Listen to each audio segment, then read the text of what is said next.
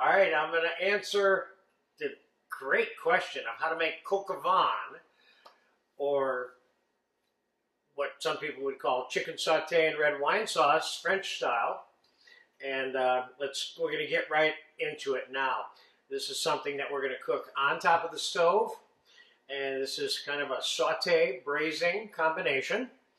I have one 4.5-pound chicken here that's cut up into 1, 2, 3, 4, 5, 6, 7, 8, 9, 10, 11, 12 different pieces.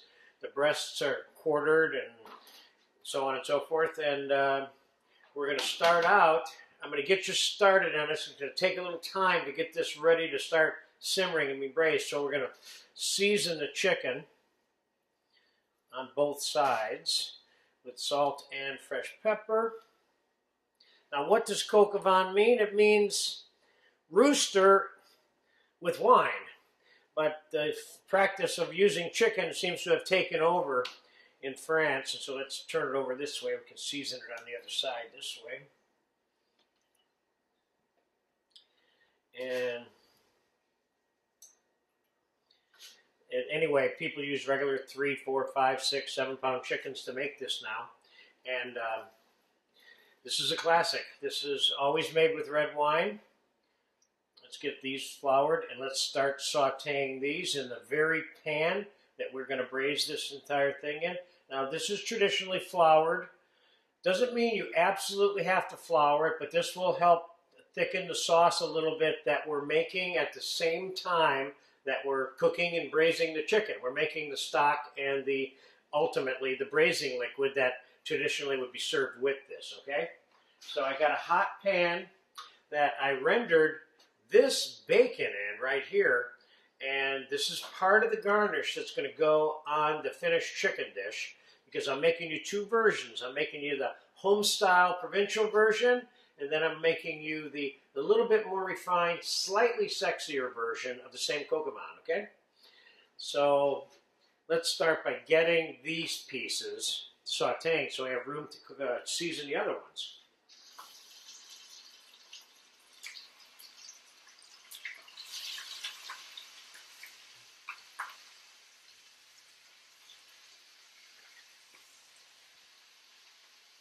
Let's turn these over in the flour.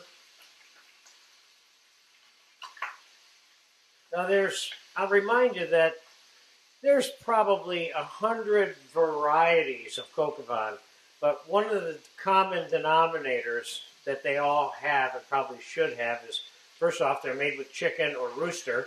Second off, they're sauteed. Red wine is a primary part of the preparation, as well as mushrooms and bacon. All right, let's get this in the pot. Otherwise, you'll be watching me do this video forever.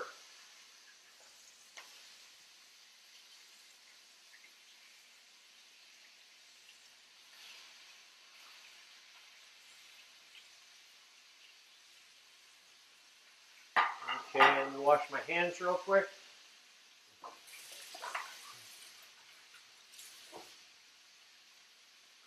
Okay, now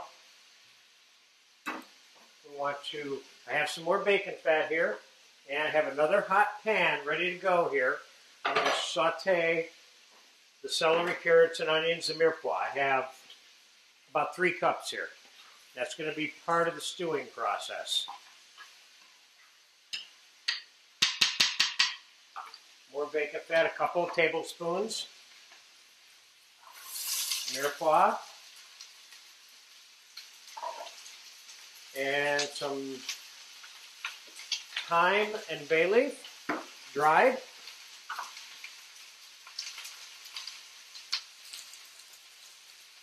Now, when I say there's a lot of versions of this, I mean there's a lot of versions of this. You have some cooks that will marinate the chicken in straight red wine overnight. You have some cooks that'll saute the chicken and then marinate it after it's sauteed, but before it's braised.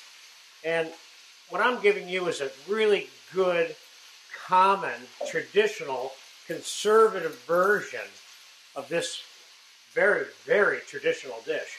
I would say this is probably the most recognized chicken dish in all of France. That would be for sure, I think.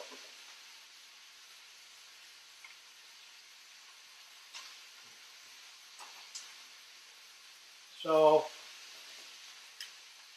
we're also going to add a little bit of brandy to this deglazing process. And I think what I'm going to do is I'm going to time-elapse this video now a little bit. Let's give this stuff a few minutes to get browned and sauteed so you don't have to sit here and go through all that process. Okay, let's time-elapse this, and I'll shoot back in about 5 minutes. And we'll pick up when this stuff is starting to get cooked. Then I'll take you to the next step before we start simmering it. Okay, the chicken is brown. This took about 7 or 8 minutes.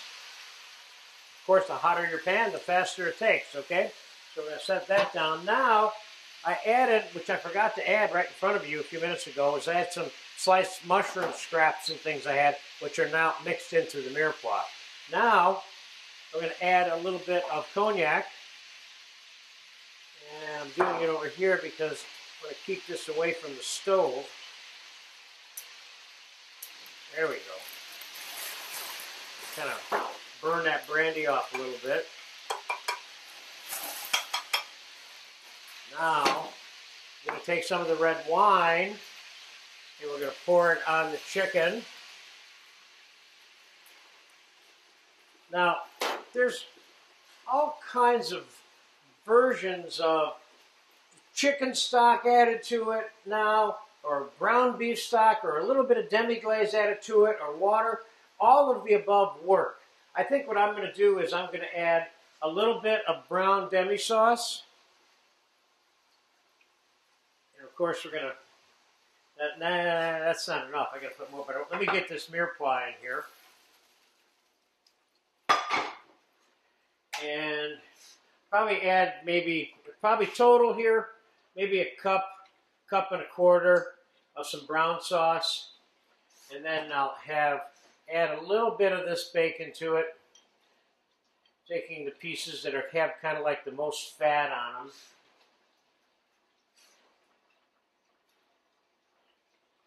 Because it'll be rendering still in here. And I'm going to bring this over here and take a look at this together before we set this on a simmer. Now,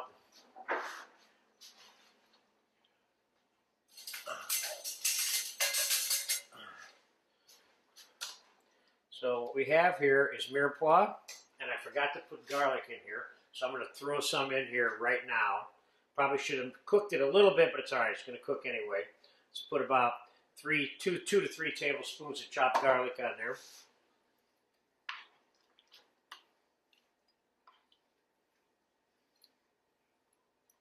Now, how long should you cook this? First of all, you're going to cook it. You don't want to cook it any more than you have to cook it. Now that you've got a good look at this, I'm going to put this back on the stove. And I'm probably going to set this about 1/3 of the way high. So it's, in this particular stove, I have a scale of 1 to 10. I'm going to set this on about a 3. And, which I'm going to do right now. Just going to slow it down and cover this up. I'm going to move this down to a 1 until its temperature comes down a little bit. I don't want to blast this with heat to get it cooked. We're in no hurry to do that. And probably 30 minutes, a little less, a little more, I'll be back and we'll bring that pot back out here and we will have some plates up here and we will strain that sauce for the fancier version that we're going to put on one plate. And we're going to scoop directly from that container onto another plate, which would be the more of the country provincial version of this dish. They're both absolutely delicious, and one is not better than the other. But I thought it would be worth showing you, kind of like 2 different ways to get it onto the plate. Okay, so I'll be back in about ½ an hour, and we'll finish this off. Okay, the chicken coq au vin is cooked. It's about to be finished on these 2 plates that I have sitting on the table in front of me, and we are going to walk you through that dish right now. The only thing I should tell you about is right at the end of that last take that we had when we were putting this on, I failed to throw the garlic in, so I threw it on while I was talking to you, but I never mentioned it to you. So I threw a couple of tablespoons of garlic onto this project here too, before it started cooking.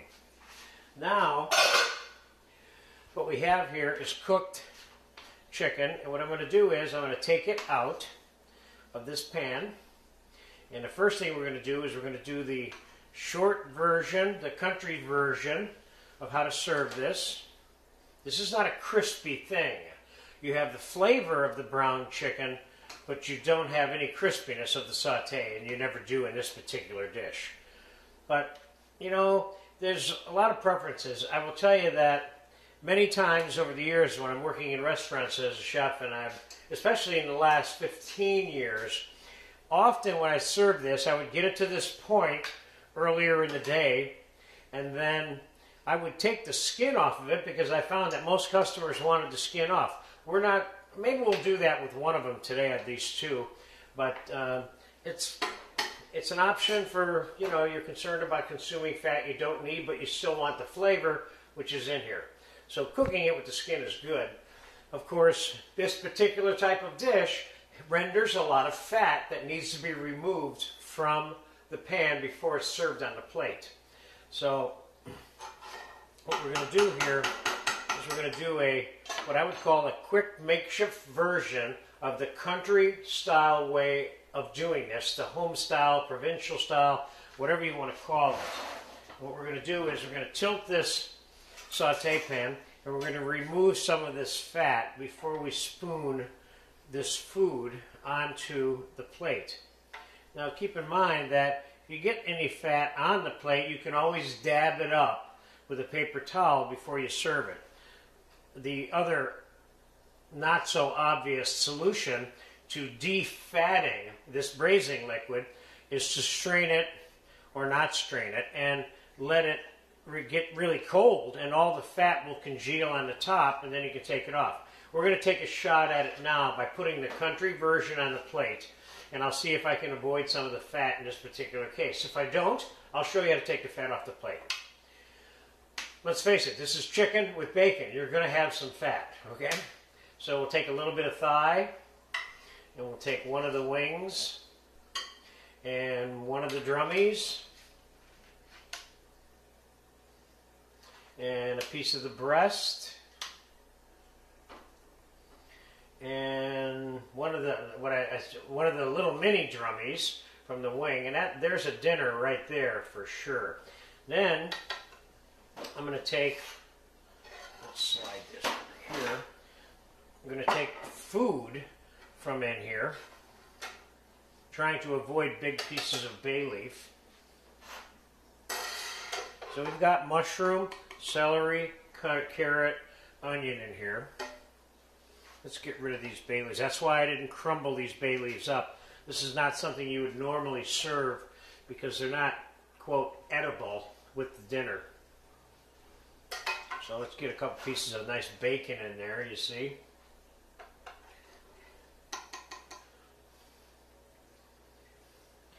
And okay, let's see if we can get some of the sauce out of here without too much of the fat.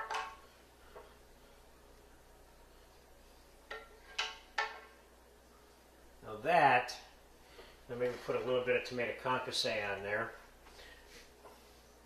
which of course you know we have a lesson for. It's used in so many things in this course. And we'll sprinkle this with a little bit of chopped parsley. So this is kind of the simpler home-style version of how to make this, and certainly the quickest way, okay? So there's one version there. Now, let's switch to plates now.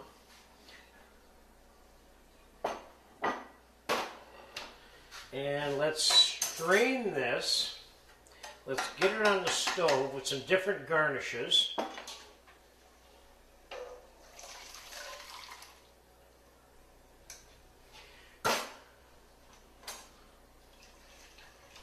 I don't see any fat on that one over there that needs to be dabbed off, but let's let it sit for a few minutes. Maybe it'll show up.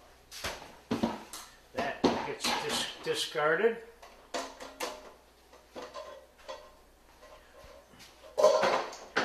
And now, if you can get in on that, this still has a little bit of fat left on the top. You can put ice cubes in this. It'll bring all the fat right up to the top also. Or you can selectively remove the juice from it. Now what I have behind me here is kind of like a moderately hot saute pan, which I'm going to make a little bit hotter. And we're going to take some of the roasted white boiling onions that we have a lesson for and how to make. And I have some regular roasted shallots too here that were roasted with brown demi-glaze, etc. But these were meatless boiling onions here. So we're going to put a little bit of shallot and a little bit of onion in there. I'm going to put some nice pieces of bacon in here. And we're going to put some quartered nice sauteed mushroom caps in here. And now I'm going to take some of this and we're going to bring this to a simmer and reduce that juice a little bit. You could, of course, take the time, which I'm not going to in this particular lesson, reduce all of this and before you divide it. It would be something typically I would do in a commercial environment, but for practical purposes today, I'm showing you the fast versions of how to do this. So let's cut away and let's let that reduce for about 5 minutes, and during that time let's give you the skinless version by taking the skin off of this.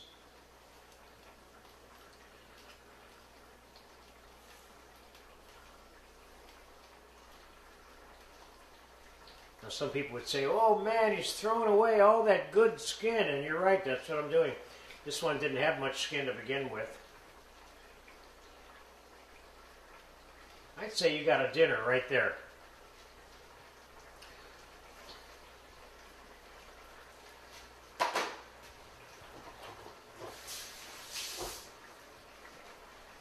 Keeping my hands washed on this deal. Alright, so now remember one more thing about the coq au vin braising liquid. This does not have to be thick. It can be a little bit thinner than a regular sauce consistency, which is something that would coat a spoon or a plate fairly evenly.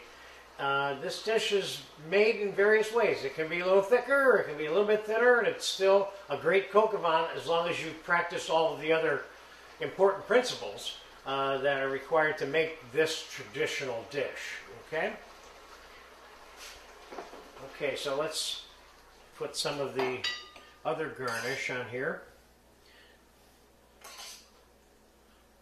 Again, I will remind you that one of these dishes isn't any better than the other, but this one that I'm putting together right now certainly is a little bit sexier, has some little more fun textures on it to eat.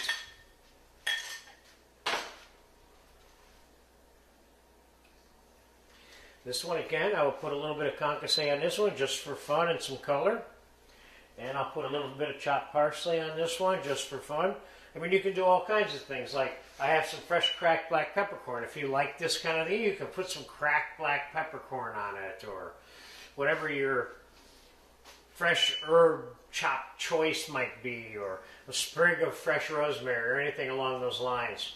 So there you have my versions that are fairly well guided by the long-term tradition of this particular dish called coq au vin, which comes out of the illustrious cooking country of France, which I love so much.